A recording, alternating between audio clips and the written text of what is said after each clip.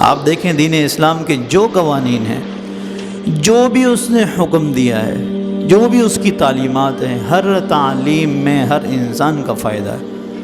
اگر کسی شخص کوئی ایسا داڑھی رکھنے والا ہو، ٹوپی پہننے والا ہو، نمازیں پڑھنے والا ہو، یا مسلمان ہی ہو، کیوں نہ مسلمان ہی ہو، کسی غیر مسلم کے ملک میں ہو، کوئی اس سے کوئی غلط عمل ہو جائے، ہم فوراً اسے طعنہ دیتے ہیں، داڑھی رکھ کے گناہ کرتا ہے، ٹوپی رکھ کے جھوٹ بولتا ہے، مسلمان ہو کر دھوکہ دیتا ہے، تو ہم اس کے ضمن میں کیا کرتے ہیں؟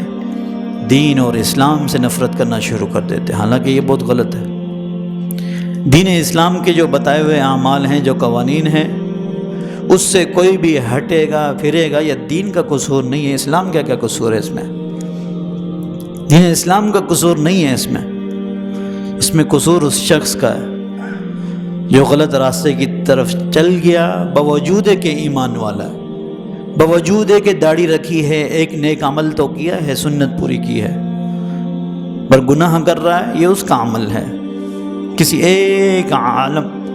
ایک عالم، حافظ، قاری، مفتی، مسلمان، داڑھی رکھنے والا، ٹوپی پہننے والا کوئی ایک غلط عمل کر لے تو دین اسلام کو برا بھلا نہ کہا جائے۔ یہ ہماری امت اپنے ذہنوں سے اس سوچ کو نکال دیں کہ اسلام اللہ معاف کرے کوئی ایسی چیز پیش کر رہا ہے جو میری بیٹی کے لیے، بہن کے لیے، باپ کے لیے، اولاد کے لیے، میری تجارت کے لیے، میری کسی چیز کے لیے نقصان دہ ہو سکتا ہے۔ ایسا کچھ بھی نہیں ہے۔ دین اسلام نے جو قوانین بتائے ہیں تجارت کو محفوظ کرنے کے لیے، خریدنے اور بیچنے والوں کو دونوں کو حفاظت دینے کے لیے جو قوانین بتائیں، آپ اس پر عمل کریں، نہ کوئی آپ دھوکہ کھائیں گے، نہ آپ کبھی پھنسیں گے۔ تجارت کرنے، معاملات کرنی، لکھت پڑھت کریں۔ آج کل بہت سے دھوکے ہوتے ہیں، آپ دیکھتے ہیں، تو لکھت پڑھت کے بغیر معاملات میں انسان پھنس جاتا ہے۔ لکھت پڑھت نہیں ہے، قانون ایک چھوڑا، اس کی بے برکتی ہوئی۔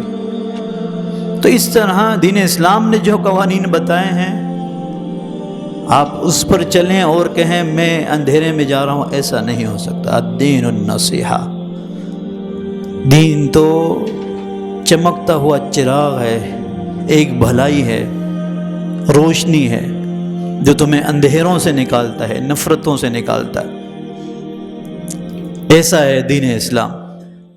مزید اس طرح کی اسلامک ویڈیوز کو دیکھنے کے لیے ہمارے فیس بک پیج جامعہ اسلامیہ clifton.edu کو لائک کریں اور ہمارے YouTube channel Jamia Islamia Clifton official کو ضرور سبسکرائب کریں۔ جزاک اللہ۔